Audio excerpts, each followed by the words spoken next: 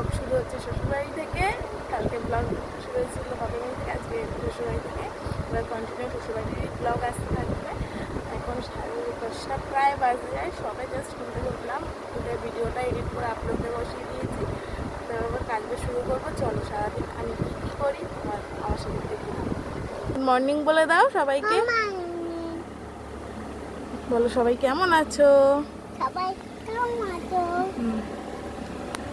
এখানে বিছনা ঝাড়তে বসে গেছে, আর আমি সবসময় চেষ্টা করি যে ঘুম থেকে উঠে বিছনাটা ঝেড়েই নিচে নামার। আর আমি এখন ননদ এসেছিলাম, একটুখানি ভিডিওটা আমাকে করে দে, ওই আমাকে ভিডিওটা করে দিয়েছিল। আমি একেবারে বিছনাটা গুছিয়ে নিচে নামলে আমার কাজটা মানে অনেকটা হালকা হয়ে গেলো। এটা সবারই হয়, আর ঘরে বিছনা পরিষ্কার না থাকলে কারোরই ভালো লাগে না, কাজের এনার্জি আসে না। তো একবারে আমি বিছনাটা করে মেয়েকে বলছি তুই নাম নিচে, না নামলে হবে না। তো ও নামলো, বিছনাটা সারাদিন আর ক্যামেরার সামনে আসা হয়নি, কারণ প্রচণ্ড গরম ছিল। কাজ করতে করতে আমি পুরো ক্লান্ত হয়ে পড়েছি, কি বলবো তোমাদের, প্রচুর ক্লান্ত হয়ে পড়েছি, আর ভাল লাগছিল না। এখন বিকেলবেলা সমস্ত কাজ বাজ সারলাম, সেরে আজকে বাইরেটা মানে আকাশটা বিচ্ছিরি গুদম করে রয়েছে, বিচ্ছিরি মানে এক ফোঁটা না হাওয়া দিচ্ছে না কিছু। দেখো পুরো চারিদিক কেমন গুদাম করে রয়েছে। আর একটা জিনিস জানো, আমাদের গাছে উচ্ছে হয়েছে।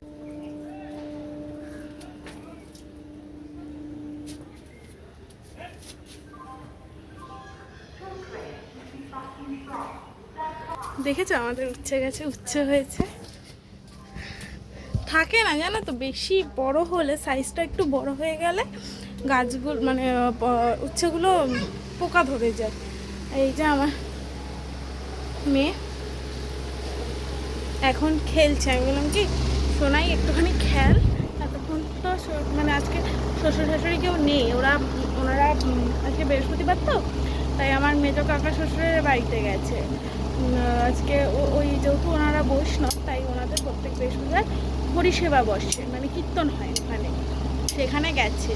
প্রত্যেক বৃহস্পতিবারই যায়। এবার কখনো যদি কোনো বৃহস্পতিবার ইচ্ছা না হলো কিংবা কোনো অসুবিধা থাকলে তখন আর যায় না, কিন্তু চেষ্টা করে বৃহস্পতিবার যাও। তো শাশুড়ি ছিল না, এবার শাশুড়ি থাকলে তার বিছানা গোছানো যায় না, যখন নেই তখন দেখো বিছানাটা পুরো গুছিয়েছি কি সুন্দর করে। নাহলে ওনারা থাকলে বিছানার অবস্থা যে থাকে, কেন সবসময় আমাদের ঘর যেহেতু ছোটো ঘর না, সবসময় বিছানাতেই থাকতে হয়। এবার যেহেতু বিছানায় থাকতে হয়, বিছানা তো ওরকমভাবে গোছানো সম্ভব না। এই গুছিয়ে আমি নামছি, আবার বিছানা সেই সেম হয়ে যাচ্ছে, বিছানাটা গোছানো সম্ভব হয় না। ওখান থেকে লাইটটা আসছে, বিছানাটা গোছানো সম্ভব হয় না। তাই জন্য আমি আজকে যেহেতু নেই, ওনারা না থাকলে আমি বিছানা গুছিয়ে রাখি, মানে এই ঘরদোর পরিষ্কার করে রাখতেই ভালোবাসি, কিন্তু সবসময় সেটা পসিবল হয় না। এখন মোটামুটি সব কাজ আমার হয়ে গেছে। এবার মনার খাবারটা বানাবো, ওকে দুপুরবেলায় ভাত খেয়েছে তো নিয়ে মানে ঘুমাইনি, গেলে হয়তো ঘুমানোর চান্স আছে, না থাকারও মানে নাও থাকতে পারে। আর এখন সবজিটা বানিয়ে ওকে আগে খাওয়াবো, তারপরে করতে বসাবো, তারপর আমি একটা টিভি দেখবো, তারপরে আবার রাত্রের ব্যবস্থা করবো। কী ব্যবস্থা আজকে সারাদিন তোমাদের সামনে আসা হয়নি, বিশেষ করে সকাল থেকে না আসাটা সম্ভবও হয় না, যেহেতু বাইরে কল, আমাদের জল ভরতে যেতে হয় বাইরে। তারপরে এসে না ওই 2 মিনিটের জন্য না ক্যামেরা অন করা হয় না। কেউ যদি একটা করে দেয়, ক্যামেরাটা ধরে দেয়, তাহলে একরকম, কিন্তু সেরকম সাপোর্টার আমার নেই, কেউই নেই যে একটু ক্যামেরা। আমার মেয়ে যে দুষ্টু পাগল, দেখো দেখো ওকে খেলতে বলেছে, ও বালিশের উপর দিয়ে খেতে বেড়াচ্ছে।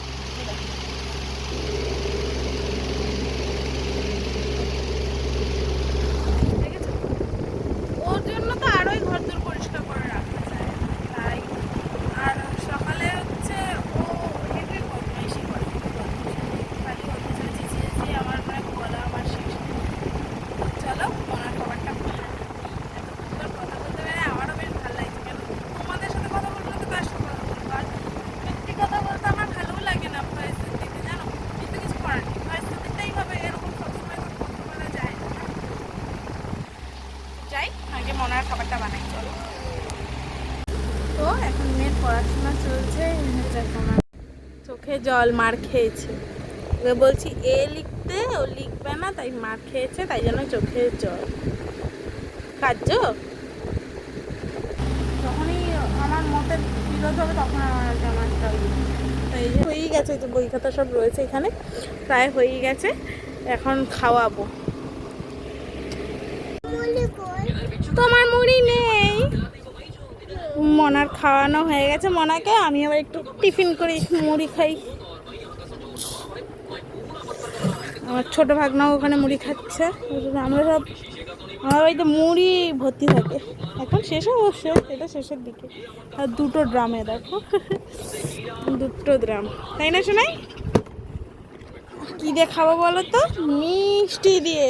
দাঁড়াও, এই যে মিষ্টি বাড়ি থেকে সেদিন নিয়ে এলাম, মিষ্টি দিয়ে খাবো। চলো খাওয়া যাক।